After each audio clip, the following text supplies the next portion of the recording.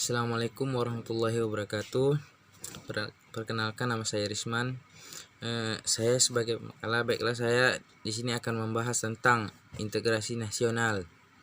Nah, kita akan mengetahui apa itu integrasi nasional terlebih dahulu. Setelah kita masuk ke pembahasan,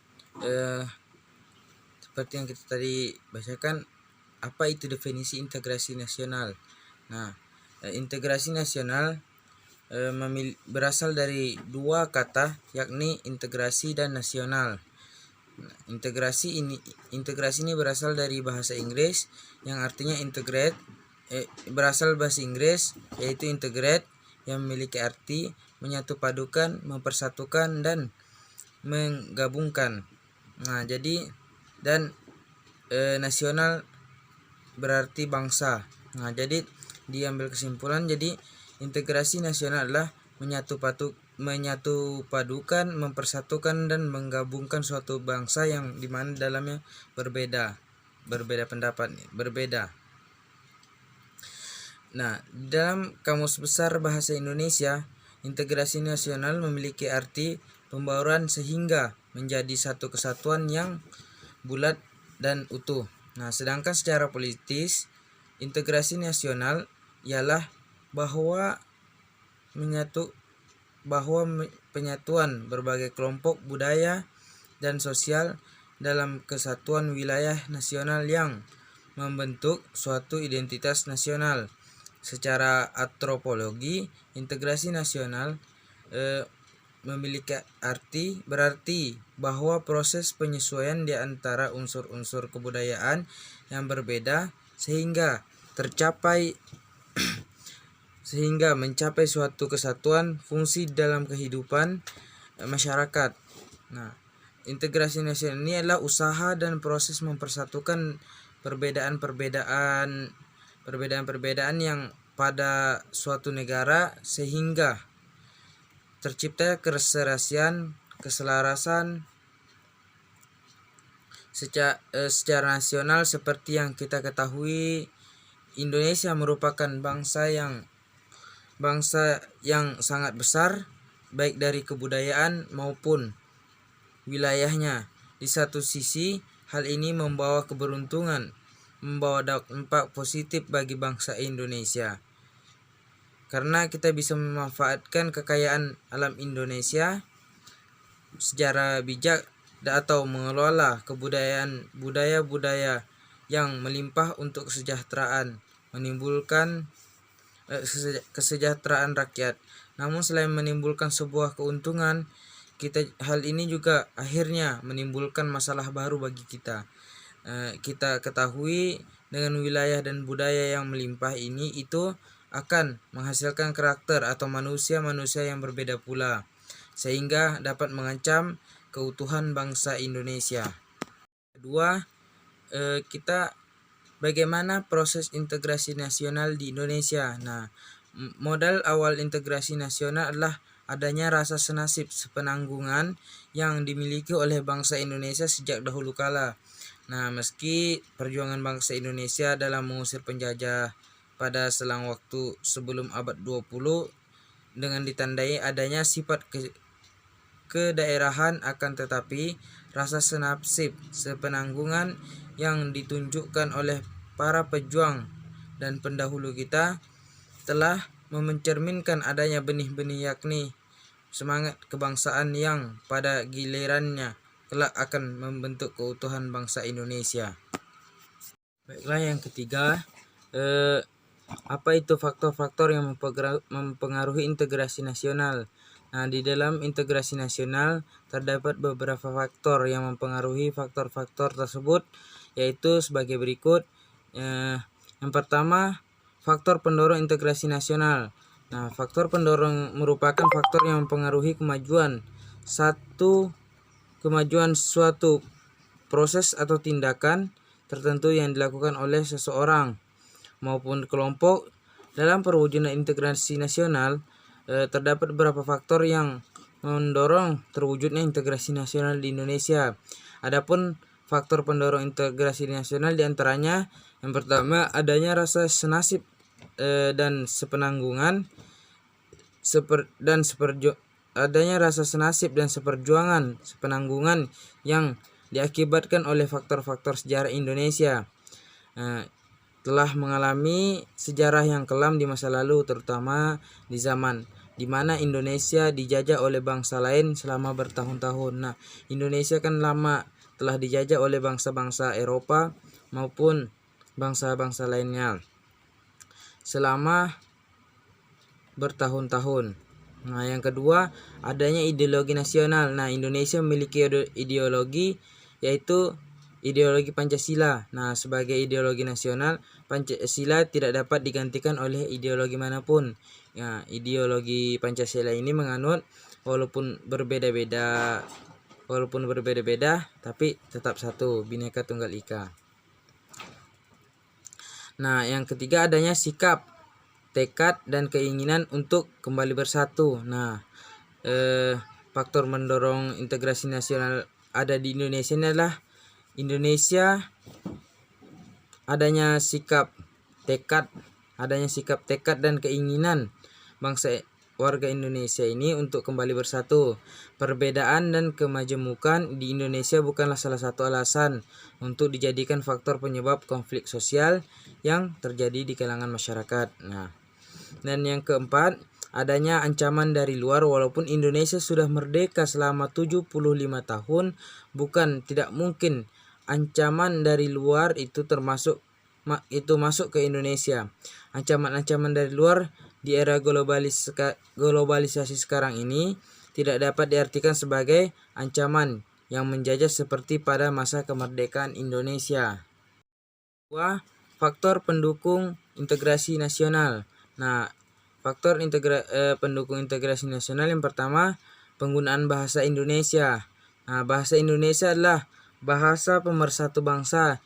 Jika kita lihat sejarah, hal ini telah dikumandangkan sejak digelorakan Sumpah Pemuda pada tanggal 28 Oktober 1928 yang berbunyi, "Kami putra dan putri Indonesia, menjunjung tinggi bahasa persatuan bahasa Indonesia." Dengan semangat para pemuda tersebut, maka disepakati bahwa Indonesia adalah bahasa pemersatu tanpa memandang adanya jiwa dan rasa semangat dalam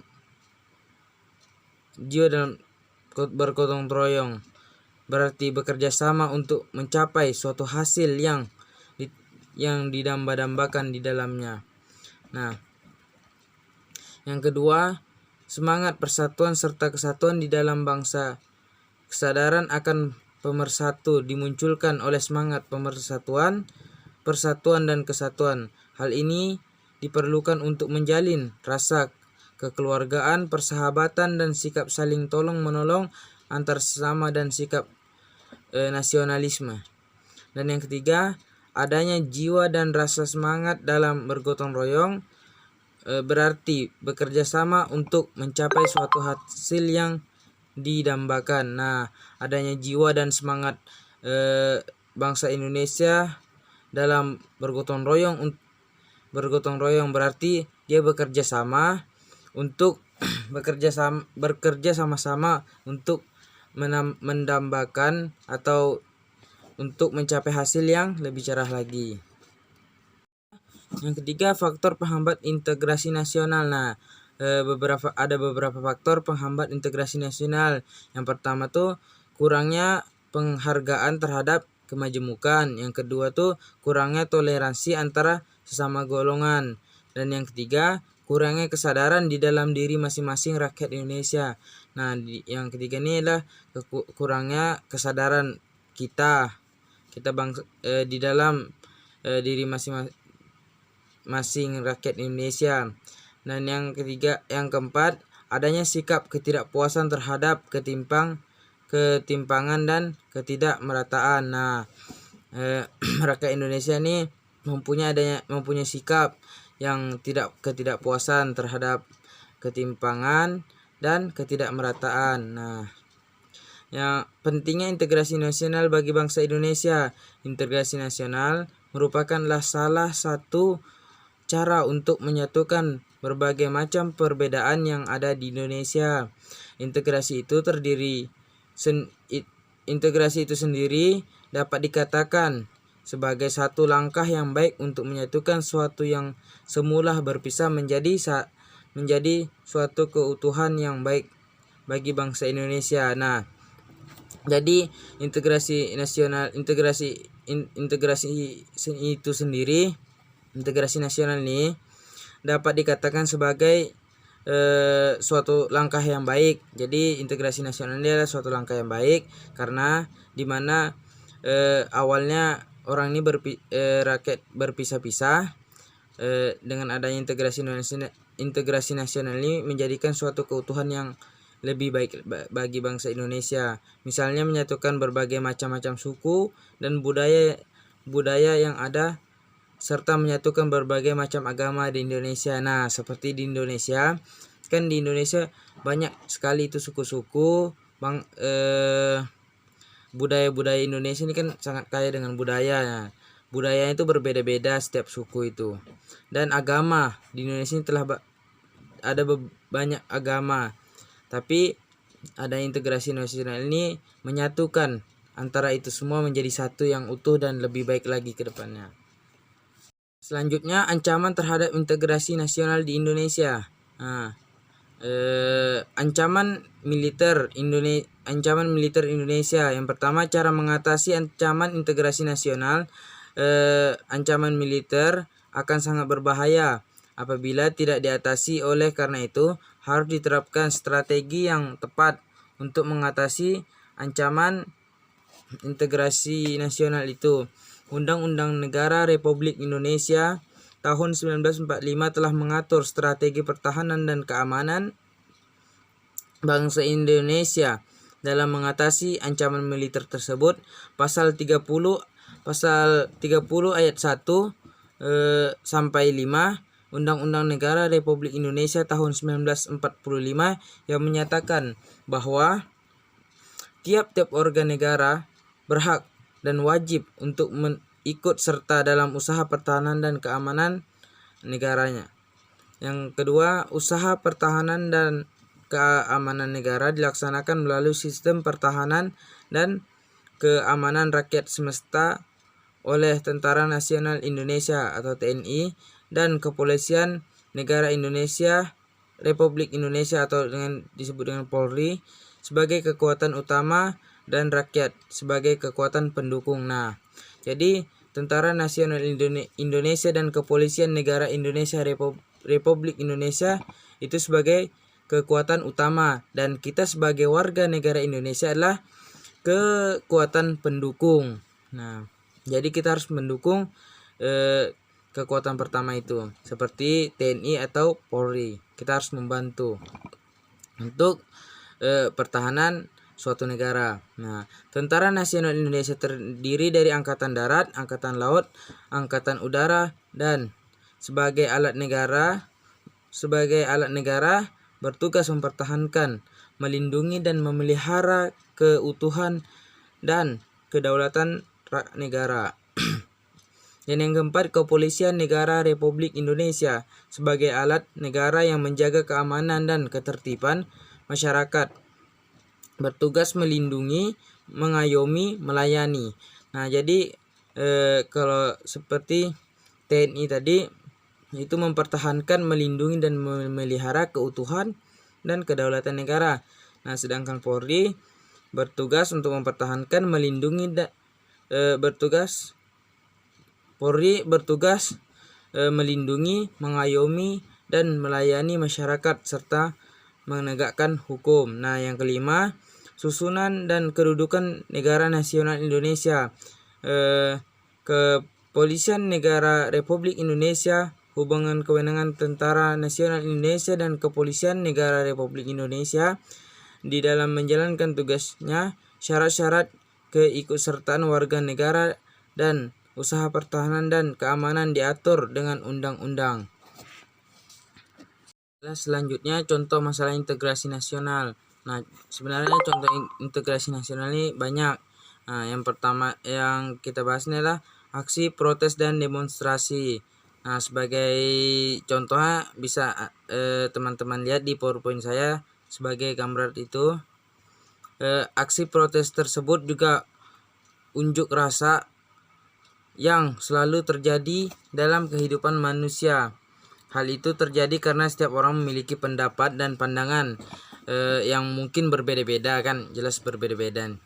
Nah, protes dapat terjadi apabila suatu hal menimpa kepentingan individu atau kelompok secara langsung sebagai akibat dan rasa ketidakadilan akan hak yang harus diterima. Akibatnya individu atau kelompok tersebut tidak puas dan melakukan tindak penyelesaian. Protes merupakan aksi tanpa kekerasan yang dilakukan oleh individu atau masyarakat terhadap suatu kekuasaan. Protes dapat pula terjadi secara tidak langsung sebagai rasa solidaritas antar sesama karena kewenangan pihak tertentu yang mengakibatkan kesengsaraan bagi orang lain. Nah, mungkin